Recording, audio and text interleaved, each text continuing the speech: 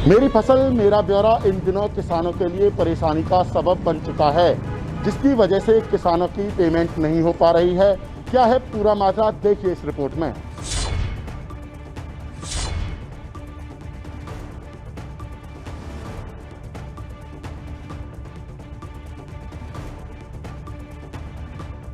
मंडियों में किसानों की गेहूं की बिक्री तो हो चुकी है, लेकिन फसल की कीमत अब तक उनके खाते में नहीं पहुंची है। वजह है किसानों के खाते में मिली खामियां, जिसके चलते किसानों की फसल की कीमत उनके खातों में नहीं पहुंच पाई है। लिहाजा किसानों को बार बार मार्केट कमेटी और बैंक के चक्कर लगाने पड़ रहे हैं। हम गेहूं बेचने के लिए हमने पोर्टल पे रजिस्ट्रेशन करवाया था, मेरी फसल मेरा ब्यौरा। तो हमने अपना पूरा ब्यौरा उस साइबर कैफे वाले को दिया था कि भाई हमारा ये ब्यौरा है, ये हमारा अकाउंट नंबर है, इस बैंक में है। उसके बाद पहले तो परेशानी ये आई कि हमें हमारा गेट पास नहीं मिला। हमारी 13 अप्रैल को फसल उठ गई और उसके बाद हमारा 13 मई को गेट पास आया। बार बार चक्कर लगाते रहे, बड़ी मुश्किल से गेट पास मिला। अब 13 मई को बेचने के बाद आज लगभग 8-9 तारीख है। 8-9 तारीख तक भी ना कोई पैसा है। अकाउंट में जाके बैंक में जाते हैं तो बैंक में पता चलता है कि भाई पैसा नहीं आया। दरअसल हरियाणा सरकार की बनाई मेरी फसल मेरा ब्यौरा पोर्टल पर किसानों की फसल से संबंधित और उसके खाते से संबंधित जो जानकारियां अपलोड की गई हैं, उसमें कई गलतियां देखने को मिल रही हैं। पोर्टल पर खाते से संबंधित जो जानकारियां दी गई हैं और किसानों के खाते की जानकारी दोनों मेल नहीं खा रही है, जिसके चलते किसानों की पेमेंट नहीं हो पा रही है। ज़्यादातर किसानों को ऐसी परेशानी आ रही है जिनके बैंक का कोई फिक्स लग रहा है, जैसे इन्वेस्टर लग रहा है, स्त्री लग रहा है। तो जब अंदर फैमिली के से करीब पर वेरीफाई होता तो आता है name with verify with different name, तो उसमें या तो थोड़ा वेरिफिकेशन में टाइम लग जाता है। लेकिन अदरवाइज कोई नया अकाउंट खुलवा लेता है, उसमें अगर वो मिस्टर या मिस आगे वो नहीं लगा रहता तो उसको तुरंत वो पेमेंट करना पेमेंट हो जाता है। ये जो कई बैंक जो मर्ज हुए हैं, बस एक थोड़ी प्रॉब्लम ये आ रही, कई जो बैंक मर्ज हुए हैं उनका IFSC कोड चेंज हो गई, उसको हम लिख के भेजे तो उसका थोड़ा वेरिफिकेशन में टाइम लगता है। मार्केट सचिव का कहना है कि वो लगातार पोर्टल ऑपरेटर्स के संपर्क में हैं। साथ ही उन्होंने किसानों को आश्वासन दिया है कि उनकी इस दिक्कत को जल्द से जल्द दूर किया जाएगा। जिले के करीबन 9 से 10 किसानों को उनकी पेमेंट नहीं मिल पाई है। किसानों की तो चलो ऐसी कोई गलती नहीं है, बाकी हम 9-10 हो रहे हैं, ज़्यादातर हमारे किसानों की समस्या सॉल्व हो गई। बस यही है कि उसमें जो स्त्री लगा देते हैं, बहुत से उसमें कॉपी में स्त्री लग रहा है, उसमें कुछ और नाम आ रहा है, उसमें नाम वही आ रहा है लेकिन स्त्री लग रहा है, उसकी वजह से वो वेरीफाइड विद डिफरेंट नेम के अकाउंट उससे आता है। अब देखना यह होगा कि किसानों की समस्या का समाधान कब तक हो पाता है और किसानों के खातों में उनकी पेमेंट कब तक होती है। नारनौल की विजिलेंस टीम ने नारनौल के बीडीपी कार्यालय में तैनात एक क्लर्क को 20,000 रुपए की रिश्वत लेते रंगे हाथ पकड़ा।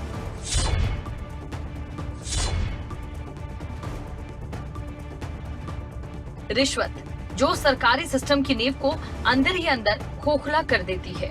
सरकार चाहे लाख दावे कर ले, लाख कोशिशें कर ले, सरकारी सिस्टम से करप्शन खत्म होने का नाम नहीं ले रहा। आए दिन कहीं न कहीं से रिश्वत के मामले सामने आते हैं।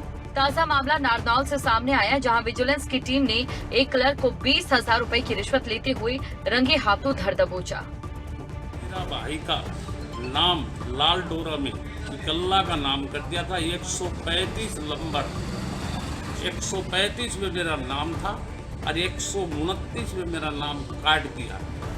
फिर ये विकास बोला मैं तेरा नाम दर्ज कर दूंगा। कौन है विकास? ये विकास मंडाना गए सर, मैं शिकायत कौन से महकमे में हो? वो वीडियो दफ्तर में। क्या लगा हुआ? वो बाबू है जी। अच्छा, क्या बातचीत हुई आप दोनों? मेरी बात ये हुई थी, बोल मैं तेरे पैसे जब लूँ तो तेरा नाम दर्ज कर दूँ। कितने 8 तारीख को बात करी ना, फिर मैं जी 10 तारीख का टाइम दिया। 10 तारीख को मैं 20,000 रुपया सुबह तो आया बिजली सड़क ने जनाब को ने, और फिर मैं 20,000 रुपया रंगे आपकी जनाब को मैं पकड़ा है। दरअसल नारनौल में एक युवक को अपने मकान का लाल डोरा करवाना था, लेकिन बीडीपीओ कार्यालय में विकास नाम के कार्यरत क्लर्क ने जमीन का लाल डोरा करवाने के लिए 20,000 रुपए की रिश्वत मांगी। लाल डोरा का नाम चेंज करवाया था, हालांकि वो रिश्वत नहीं थी, लेकिन फिर भी किस बात के पैसे थे 20,000? वो पैसे तो इन्होंने ऐसे दिए थे अपने उसमें काम करने में, पता नहीं उनका तकलीफ थी। नहीं, 20,000 रुपये किस कारण से दिए थे? कोई खुशी थी, नेक था या रिश्तेदारी के पैसे थे? नहीं, इन्होंने नेक दिया, नेक दिया था। क्या रिश्ता लगता आपका? दोस्त का रिश्ता। तो नेक तो बड़े को देते हैं, वो जवाई वगैरह कोई इस तरह के रिश्ते हैं क्या आपके? नहीं, ऐसा कोई रिश्ता। युवक ने तुरंत ही इस मामले की शिकायत विजिलेंस इंस्पेक्टर को दी। विजिलेंस की टीम ने इस मामले पर कार्रवाई करते हुए आरोपी क्लर्क को गिरफ्तार कर लिया। 8 तारीख को बीडीपीओ कार्यालय में नियुक्त विकास नाम का बाबू है, उसके पास एक काम पेंडिंग था, से मिला। उसने कहा कि भाई मैं आपका भी नाम दर्ज कर दूँगा, 129 नंबर में आपका मालिक का नाम दर्ज कर दूँगा, आपके 20,000 रुपये लगेंगे और आप 10 तारीख को नकल आपको दे देंगे। तो ये आज मेरे से समझ में मिला और इसने मेरे को लिखित शिकायत दी। तो सूचना के आधार पर हमने इसका अभियोजन किया और राइडिंग पार्टी तैयार की। राइडिंग पार्टी तैयार करके हमने डीसी साहब से ड्यूटी मजिस्ट्रेट विकास सिंह तहसीलदार को रिपोर्ट कराया और साइडों का भी रिपोर्ट कराया, जिस पर हमने दिए हुए स्थान पर अपनी मुलाजमों की ड्यूटी लगी। क्लर्क को पैसा कमाने का ये शॉर्टकट भारी पड़ता दिखाई दिया। हालांकि पुलिस की ओर से उसे गिरफ्तार जरूर कर लिया गया है, लेकिन अब देखना ये होगा कि आगे क्या कार्रवाई रहती है। हरियाणा में आए दिन लूट की नई वारदात सामने आ रही है। एक बार फिर करनाल की तरावड़ी मंडी में कुछ बाइक सवार युवक आड़ती से लाखों रुपए लेकर फरार हो गए।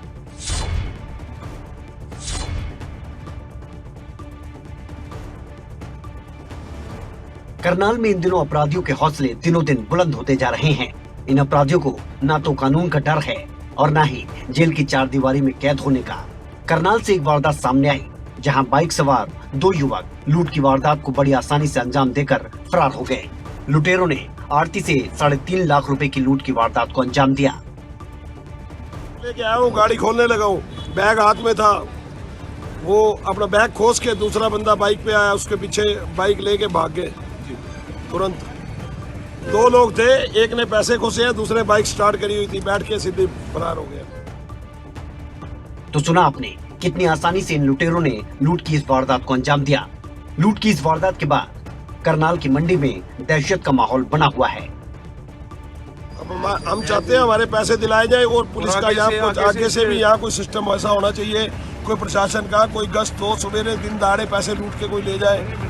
ऐसा भी तो है, 9 साढ़े 9 बजे का टाइम है, कोई रात का टाइम है। 3.5 लाख रुपए लेकर जा रहे थे अभी। 3.5 लाख रुपए इकट्ठे किए मैंने, बैग में डाले हैं कि यहाँ गाड़ी तक पहुँचाओ। गाड़ी खोलने लगा हूँ, हाथ से बैग खोसा है, निकल लगता है कि यही पीछा कर रहे होंगे, आपका देख रहे होंगे कुछ लोग की पेमेंट इकट्ठी कर रहे हैं। हाँ, यहाँ देख रहे होंगे या कोई होगा, बाकी इस बात का तो मेरे को नॉलेज नहीं है।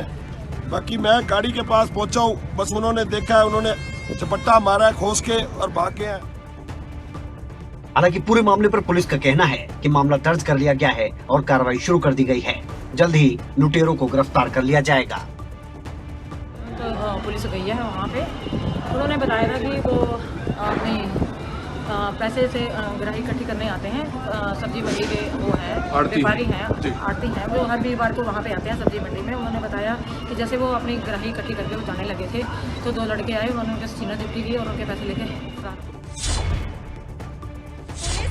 आरोपियों का ना तो कोई सुराग है, ना ही घटना का कोई सीसीटीवी। देखना अब यही होगा कि ऐसे में पुलिस आरोपियों को कब तक गिरफ्तार कर पाती है।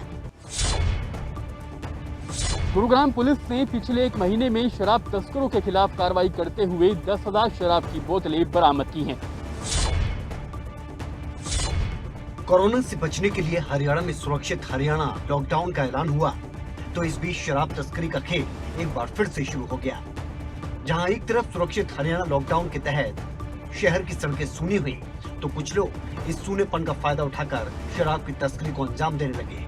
लेकिन शायद वो ये बात भूल गए कि शहर की सूनी सड़कों पर पुलिस प्रशासन पूरी तरह से मुस्तैद है और पिछले 1 महीने में पुलिस की तरफ से जो काम किया गया वो वाकई सराहनीय है। हमने लॉकडाउन के पीरियड की अगर हम बात करें तो 9,787 बोतल कुल शराब की बरामदगी की है और इसमें हमने टोटल 104 केस रजिस्टर किए हैं और जिसमें 122 लोग हमने अरेस्ट किए। ये अलग अलग ब्रांड की शराब थी और देसी शराब की बात करें तो 4904 बोतल हमने बरामद की हैं और जो भट्टी की निकाली हुई शराब जो होती है देसी, उसकी 54 लीटर हमने बरामद की है। 3 मई से 6 जून के बीच पुलिस ने शराब तस्करों पर नकेल कसने का काम किया और 10,000 से भी ज्यादा शराब की बोतलें जब्त की। इस दौरान पुलिस ने तस्करों को कभी बाइक से तो कभी स्कूटर से या फिर कार से तस्करी को अंजाम देते हुए पकड़ा। तस्करों ने पुलिस को चकमा देने के लिए अलग अलग तरीके अपनाए, यहाँ तक कि ऑनलाइन डिलीवरी करने वाली साइट्स का भी इस्तेमाल किया और फर्जी तरीके से इन साइट्स के डब्बों का इस्तेमाल करते हुए शराब की तस्करी की वारदात को अंजाम दिया। लेकिन पुलिस की क्राइम यूनिट ने 122 तस्करों को गिरफ्तार कर सलाखों के पीछे भेजने का काम किया है। इनके अलग अलग सबके अपने अपने ठिकाने हैं, तो उसके हिसाब से हमने कार्रवाई की है और उसमें जो जो लोग शामिल थे उनके खिलाफ हमने एक्शन लिया।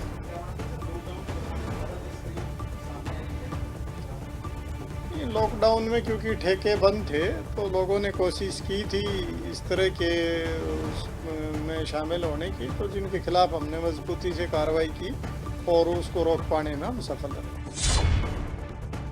कोरोना के कहर के बीच गुरुग्राम पुलिस की ये कार्रवाई वाकई सराहनीय है। गुरुग्राम पुलिस की इस कार्रवाई ने आपदा के दौरान अवसर तलाशने में लगे लोगों की कमर तोड़ने का काम किया है। कोरोना काल में पेट्रोल और डीजल की कीमतों में लगातार उछाल देखा जा रहा है। शुक्रवार को एक बार फिर से पेट्रोल और डीजल की कीमतों में इजाफा हुआ।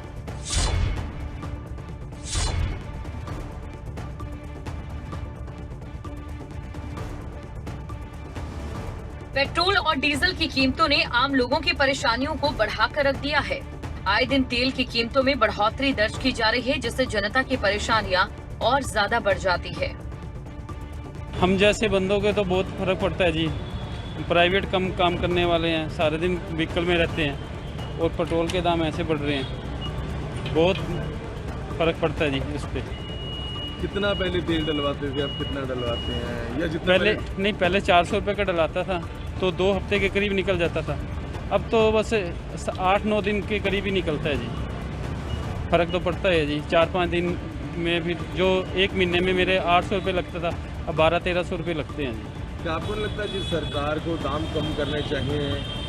करने तो चाहिए जी। अब सरकार के ऊपर तो कुछ असर ही नहीं हो रहा जी, ना विपक्ष देख रहा ना कुछ दे रहा। हम जैसे यानी कि गरीब आदमी क्या करे जी। सर एक तो ये चौतरफा महंगाई और ऊपर से ये जो तेल की बात मैं करूँ तो जो पहले मैं मंथली तकरीबन 3000 रुपये का पेट्रोल मेरा जलता था, अब उसी काम के ऊपर 5000 से लेकर 6000 रुपये का पेट्रोल मेरा जल रहा है। तो इनकम के सोर्स जो हैं वो बिल्कुल वो पहले की तरह हैं और ये महंगाई जो है जिसमें पेट्रोल सबसे मुख्य है, पेट्रोल और डीजल, हम साथ में खेती भी करते हैं, लागत जो है वो 1.5 गुना हो चुकी है, आमदन कम हो चुकी है। तो ऐसे में सरकार को थोड़ा सोचना चाहिए कि जनता के ऊपर कम से कम स्टेट का टैक्स और सेंटर का टैक्स इनको कुछ कम किया जाए ताकि जनता को राहत मिले। कितना असर पड़ता है तेल के दाम जब बढ़ते हैं? देखिए, जब तेल का दाम जो है वो पूरा, जब तेल का दाम बढ़ता है तो उसका केवल मात्र ये हम जो गाड़ियाँ चलो उसी के ऊपर असर नहीं पड़ता, माल ढुलाई है या और चीज़ें जो हैं जो तेल से जुड़ी रहती है, हमारी पूरी अर्थव्यवस्था ही तेल से जुड़ी है। तो केवल मात्र तेल का दाम बढ़ने से ही बाकी सारी चीज़ों के दाम बढ़ने शुरू हो जाते हैं। तो इस महंगाई को कम करना तो सबसे पहले तेल के दामों को कम करना। पिछले 5 महीनों में पेट्रोल के दामों में 11 रुपए 35 पैसे और डीजल के दामों में 12 रुपए 32 पैसे प्रति लीटर की बढ़ोतरी हुई, जिसका बोझ आम जनता पर ज्यादा हावी हो गया। लोगों के लिए घर से बाहर निकलना मुश्किल हो गया। कोरोना काल में पहले ही लाखों लोगों पर बेरोजगारी की मार पड़ी है, बाकी बची कसर महंगाई ने पूरी कर दी। पेट्रोल डीजल के दाम रोजाना बढ़ते हुए नजर आ रहे हैं। कई राज्यों के अंदर पेट्रोल 100 रुपए के पार पहुंच चुका है और डीजल 100 रुपए के नजदीक पहुंचने वाला है। अगर हरियाणा की बात की जाए तो करनाल में इस समय पेट्रोल के दाम 93 रुपए 10 पैसे है। कल से आज 28 पैसे की वृद्धि पेट्रोल में प्रति लीटर के हिसाब से हुई है। वहीं अगर डीजल की बात की जाए तो डीजल भी 90 रुपए 12 पैसे प्रति लीटर के हिसाब से है। कुछ लोग हमारे साथ मौजूद हैं, उनसे हम जानने का प्रयास करेंगे कि जो पेट्रोल डीजल के दाम रोजाना बढ़ रहे हैं उससे क्या उनकी जेब पर कुछ असर होता है। सर, क्या कहना चाहेंगे? रोजाना पेट्रोल डीजल के दाम बढ़ते हैं, जेब पर असर पड़ता है? सबसे ज़्यादा बढ़ रहा है भाई साहब। इस टाइम तो समझ लो हालात बड़े माड़े चल रहे हैं। कुछ नहीं कह सकते जी, इनको रोजी रोटी के भी लाले पड़े हुए हैं, तेल इतने महंगा पहुंच गया है, चल जा रहा है, हो गया। तो आप देख सकते हैं पेट्रोल डीजल के जो दाम रोजाना बढ़ते हैं उससे कहीं ना कहीं जो महंगाई है वो लगातार बढ़ती हुई नजर आ रही है। और जो टेम्पू चलाते हैं क्योंकि इससे असर जो सब्जियों पर भी पड़ता है, पेट्रोल डीजल के दाम रोजाना बढ़ रहे हैं, असर पड़ता है जी, बहुत ज़्यादा पड़ता है, बहुत ही ज़्यादा पड़ता है। इससे सारी चीज़ की महंगाई पर असर पड़ता है। जिस गाड़ियों में माल आता है उससे आगे फिर सामान का रेट बढ़ जाते हैं, इस वजह से काफ़ी फर्क पड़ रहा है। पहले कितने का डीजल डलवाते थे, अब कितने का डलवाते हैं? पहले 150 रुपये में 3 लीटर आ जाता था, अब 200 रुपये में 3 लीटर पूरा भी नहीं आता है। तो कहीं ना कहीं परेशानी होती होगी। हद से ज़्यादा गाड़ी चेंज करने की सोच रहे हैं, गाड़ी चलाने का मन भी नहीं करता। ये आप देख सकते हैं कि गाड़ी चलाने का मन भी नहीं करता है, ऐसा तमाम चालकों का कहना है, क्योंकि पेट्रोल डीजल के जो दाम है वो रोजाना बढ़ रहे हैं। डीजल का दाम 90 रुपये 12 पैसे प्रति लीटर है, वहीं अगर पेट्रोल की बात की जाए तो 93 रुपये 10 पैसे प्रति लीटर है। और जो इसका असर है वो कहीं ना कहीं आम आदमी की जेब पर पड़ता है, क्योंकि जब डीजल के दाम बढ़ते हैं तो उससे महंगाई जो है वो और ज्यादा बढ़ती हुई नजर आती है। तेल की बढ़ती कीमतों के पीछे कारण अंतर्राष्ट्रीय बाजार में कच्चे तेल की कीमतों का बढ़ना बताया जा रहा है, लेकिन देश में अभी हालात ऐसे नहीं कि जनता महंगाई की मार झेल सके। कोरोना से बने हालात किसी से भी छुपे नहीं। रोजगार की तलाश में सभी घर से बाहर निकल रहे हैं। तेल और डीजल की कीमतें बढ़ने पर इसका असर रोजाना इस्तेमाल होने वाली जरूरतों पर भी पड़ता है।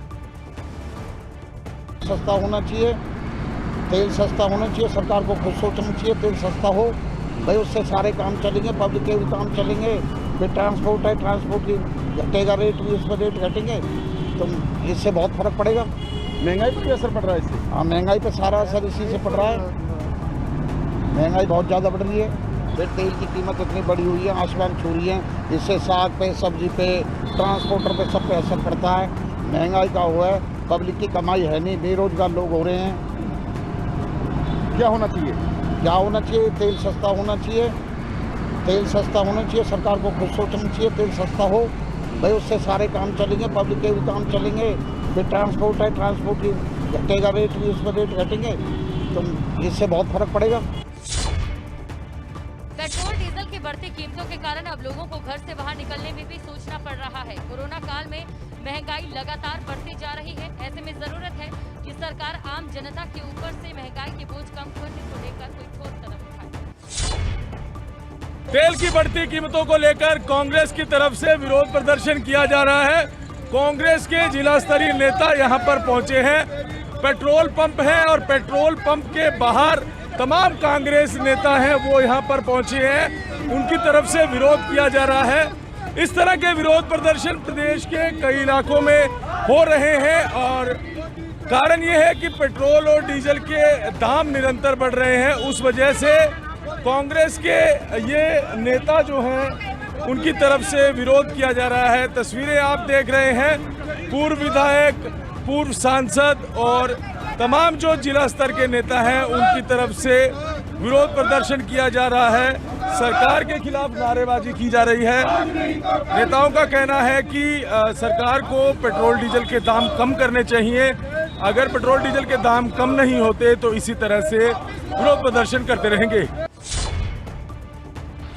बाबा राम रहीम की मुंह बोली बेटी हनीप्रीत के पति रह चुके विश्वास गुप्ता को धमकी भरे फोन कॉल्स आ रहे हैं। विश्वास गुप्ता और उनके परिवार को धमकी भरे फोन कॉल्स के पीछे आरोप बाबा राम रहीम और हनीप्रीत पर लगाए गए हैं। गुरमीत, राम रहीम और हनीप्रीत एक बार फिर से चर्चाओं में है। इस बार वजह है धमकी भरे फोन कॉल्स।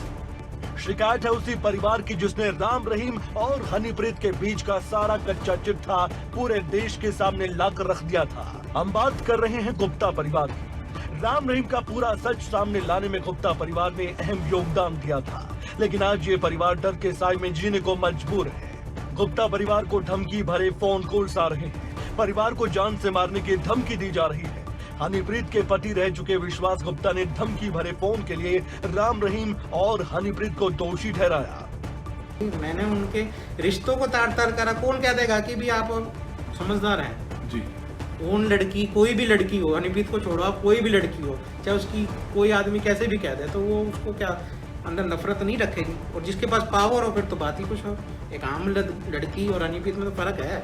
वो आम लड़की नहीं है, वो दिखाया है जो मर्जी करे, वो आम लड़की तो नहीं है। राम रहीम के जेल में जाने के बाद ये पहली बार है कि गुप्ता परिवार को धमकी भरे फोन आ रहे हैं। हालांकि इससे पहले 2017 में इस परिवार को धमकी भरे फोन कॉल्स आ चुके थे, लेकिन शिकायत दर्ज करवाने के बाद वो फोन आने बंद हो चुके थे। रात 10:54 पे मेरे को फ़ोन आया, उसने कहा मैं कमल बोल रहा हूँ यूपी से, और मैं तेरे को, तेरे पापा को, तेरे बेटे को, विश्वास को मारेंगे हम, उछार रहना। उसके बाद वो टेलीफोन कट गया। उसके बाद फिर जो है 11:21 पे फिर कॉल आई, मैंने काट दिया। फिर कॉल आई, मैंने 4 बार मिस कॉल आई है, लेकिन मैं उसके बाद मैंने बंद कर दिया। हमें उनसे डर है पापा से, क्योंकि पापा बाहर आ गए तो ये हमारे साथ कुछ भी करा सकता है। हो सकता है वो उस कुर्बानी गैंग का ही बंदा हो जिसके कि 200 आदमी हैं।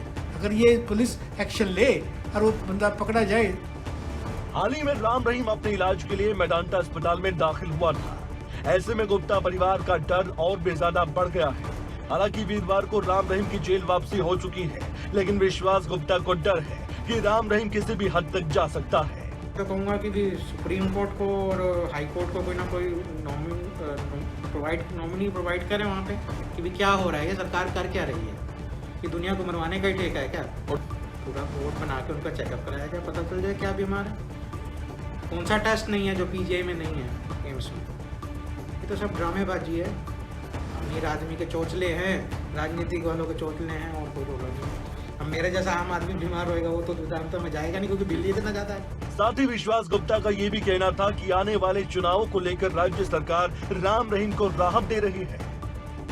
जिस आदमी को जेल ले जाने के लिए इतना बड़ा प्रोपोगंडा मचाना पड़ा, हाई कोर्ट ने मॉनिटरिंग करी, 40 से ऊपर आदमी उस दिन की डेथ हुई, इतना प्रॉपर्टी प्राइवेट और गवर्नमेंट दोनों को नुकसान हुआ। जब इतना सारा कुछ होने के बावजूद उस बंदे को आप फिर बाहर निकाल रहे हो कि वो साजिश करे और लोगों को मरवाए। और हिंदुस्तान में, हरियाणा में, खासकर हरियाणा पंजाब मेन है इनका, हरियाणा पंजाब में फिर दंगे हों, कोई कारण हो जाए, सिर्फ वोटों की राज। तो वहीं पुलिस ने भी इस पूरे मामले को लेकर परिवार को आश्वासन दिया है कि मामले में पूरी कार्रवाई की जाएगी। साथ ही गुप्ता परिवार को पूरी सुरक्षा भी दी जा रही है। हमारे पास शिकायत आई है, ये सभी जांच का विषय है कि इसमें कौन कौन व्यक्ति सम्मिलित हो सकते हैं और वास्तव में मामला क्या था, ये जांच के दौरान ही स्पष्ट हो पाएगा। लेकिन हमारे द्वारा ये सुनिश्चित किया जाएगा कि जो भी शिकायत करता है उसको किसी प्रकार से कोई खतरा ना हो। अभी सुरक्षाकर्मी उनको मुहैया करवाए हुए हैं, यदि हमें उनकी सुरक्षा के लिए कुछ और भी कदम उठाने पड़े तो वो भी कदम। इन धमकी भरे फोन कॉल्स को लेकर खुलासा तो पुलिस ही करेगी। क्या बाबा राम रहीम की तरफ से ये फोन कॉल्स करवाए गए हैं? क्या वाकई में ही राम रहीम और हनीप्रीत गुप्ता परिवार से बदला लेना चाहते हैं, या फिर माजरा कुछ और है? ये देखने वाली बात होगी। फतेहाबाद में 2 गुटों में हुआ झगड़ा कुछ ही देर में खूनी झड़प में बदल गया। इस खूनी झड़प में एक महिला के सिर पर गंभीर चोटें आई हैं।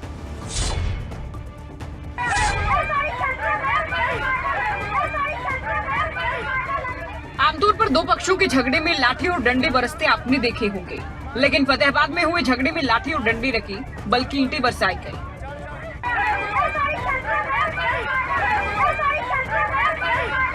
2 पक्षों के बीच झगड़ा इस तरह से बढ़ गया कि ईंटों से वार किया गया। वीडियो में आपको डर और दहशत नहीं दिखेगी, अगर कुछ दिखेगा तो वो है खून से लहूलुहान एक महिला, जो इस घटना में घायल होने के बाद कुछ ही देर में बेहोश हो गई। ਇਹ 12-13 ਜਾਣੇ ਨੇ ਜਿਹੜੇ ਮਿਲ ਕੇ ਮੇਰੀ ਭੈਣ ਨੂੰ ਕੱਲੀ ਦੇ ਉੱਤੇ ਹਮਲਾ ਕਰ ਦਿੱਤਾ। ਇਹਨਾਂ ਨੇ ਇਹਨਾਂ ਦੇ ਉੱਤੇ ਇੱਟ ਮਾਰੀ, ਨਾਲ ਡੰਡੇ ਮਾਰੇ ਜੀ। ਪਤਾ ਹੀ ਲੱਗਾ ਕੀ ਹਥਿਆਰ ਸੀ। ਮੈਂ ਤਾਂ ਆ ਕੇ ਭੱਜ ਕੇ ਆ ਕੇ ਉਦੋਂ ਭੈਣ ਨੂੰ ਮੇਰੀ ਚੱਕ ਕੇ ਹਸਪਤਾਲ ਦੇ ਵਿੱਚ ਲਗਾਇਆ, ਮਸਾ ਬਚਾਈ ਆ ਮੈਨੇ। ਇਹਨਾਂ ਦੇ ਉੱਤੇ ਸਖਤ ਤੋਂ ਸਖਤ ਕਾਰਵਾਈ ਹੋਈ ਜਾਵੇ। ਕੋਈ ਕਾਰਵਾਈ ਨਹੀਂ ਕਰ ਰਹੀ, ਕੋਈ ਕਾਰਵਾਈ ਨਹੀਂ ਕਰ ਰਹੀ ਜੀ। ਸਾਡੀ ਮੇਰੀ ਸੁਣਵਾਈ ਨਹੀਂ ਕਰ ਰਹੀ ਜੀ। ਮੈਂ 2-3 ਵਾਰੀ ਵੀ ਜਾਇਆ, ਮੈਂ ਫੋਨ ਵੀ ਮਾਰਿਆ ਬਹੁਤ ਜ਼ਿਆਦਾ ਪੁਲਿਸ ਨੂੰ, ਕਿਸੇ ਨੇ ਮੇਰੀ ਸੁਣਵਾਈ ਨਹੀਂ ਕੀਤੀ ਹੈਗੀ। ਇਹ ਤੇ ਸਖਤ ਕਾਰਵਾਈ ਹੋਈ ਜਾਵੇ। ਵਿੱਚ ਜਿਆਦੇ ਨਾਥੇ ਤੇ ਹੋਏ ਜੇ, ਉਹੀ गांजा बेचदागा, ਉਹੀ दारू बेचदागा ਲਿਆ के। खूनी संघर्ष की तस्वीरें फतेहाबाद की रतिया से आई। घायल महिला के मुताबिक कुछ बदमाश उसकी बेटी के साथ छेड़खानी करते थे। नशेड़ी बदमाशों से तंग आकर महिला ने पुलिस में उनके खिलाफ शिकायत दी, लेकिन बदमाशों को ये बात रास नहीं आई। बदमाशों को जैसे ही इस बात की भनक लगी कि महिला ने उनके खिलाफ शिकायत दी है तो गुस्साए बदमाशों ने महिला पर हमला बोल दिया। गुड़िया का मामला से गुड़िया आके हाथापाई करते सी रात को 12 बजे आए सी 12 बजे में दरखास्त ला रखी है पहला जे गुड़िया आके हाथापाई पाली तो असी उठे जो मार गया खन दिता जी साल सनी तो जे असी उन्होंने घरे कहने वास्ते गए तो साढ़े पैरे हथ लाने लग गए और पहला भी इन्होंने यही किया साढ़े नाल जो दरखास्त लाई जो दरखास्त ला के मैं घरे वड़ी आके आके हमला करता मेरे घर पे। हाँ जी हमारी इस पूरे मामले ने एक पुलिस की कार्यप्रणाली पर सवाल खड़े कर दिए हैं। अब देखना ये होगा कि वायरल वीडियो सामने आने के बाद पुलिस क्या कार्रवाई करती है।